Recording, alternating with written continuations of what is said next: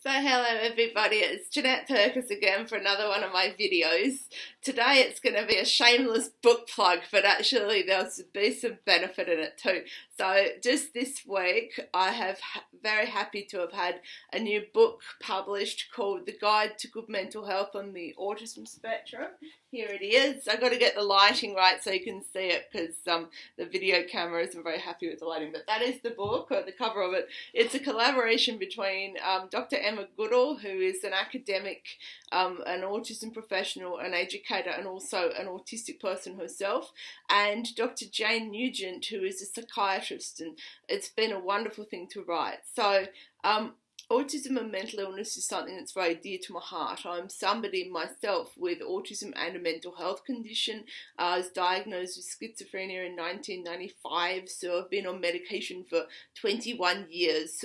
And I've had a lot of experiences in that time around navigating the mental health system. And as an autistic person with mental illness, I can say that for me, my experiences of mental illness are a little different to other people with the same sort of diagnosis. So what has happened sometimes because of this has been because I present differently to the label, then I've been treated like I'm telling fibs, or that my experience isn't actually real, and that here's the label and the label's right and you telling me about your experience is wrong. Those sort of things, which are bad enough when you're not really unwell, but when you're really unwell and trying to access support, that is really difficult.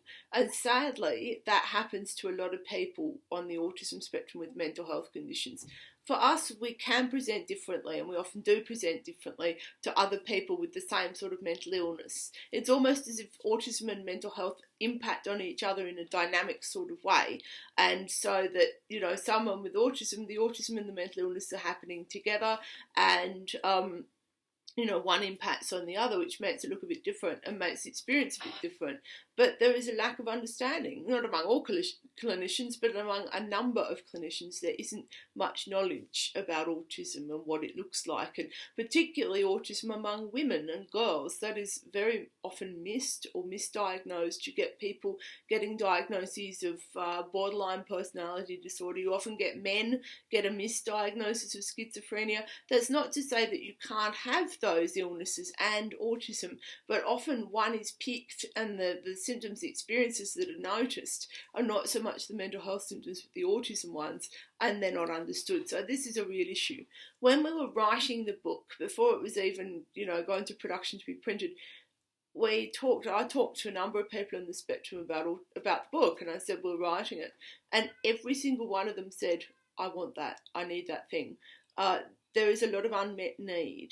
So the book is sometimes strategies for people themselves around managing mental health, things that are useful: distraction, mindfulness, resilience, all of those sorts of things, understanding the mental health conditions in the lens of autism, understanding about communication differences, that kind of thing. But some of the information is focused on clinicians to educate them so that they understand what an autistic person is like when they have a mental illness, and to be aware of things and how to treat someone, in therapy situations, how to actually conduct that therapeutic alliance, how to have that therapeutic relationship that is empowering and meaningful to an autistic person. So this is very important stuff, and I'm very glad to have been working on this because I think it definitely needs to be said, and I'm hoping that lots of people gain benefit from the book, and just get the word out there that lots of autistic people have mental health conditions. This is a very, very common thing, but it's often a misunderstood thing. So I'm hoping that our book opens up the conversation around autism and mental health, gives people strategies to manage their own health and deal with some of the specific issues that autistic people who have mental illness experience, and also educate some clinicians who might not have that knowledge about autism. So yes, it's a shameless book plug, but it's not because I want to make lots of money. It's because I really think that this information is valuable and that people can benefit from the information around autism and mental health in this book. So I'll leave you with that. You can get it from Amazon and all the publisher sites, booksellers and things. It's called The Guide to Good Mental Health on the Autism Spectrum. And if you Google my name and then put mental health as well, it'll probably come up on Google, so you can find it there. But I hope you have a lovely rest of your day. Thank you for watching this video, and wishing you all the very best. Thank you. Bye.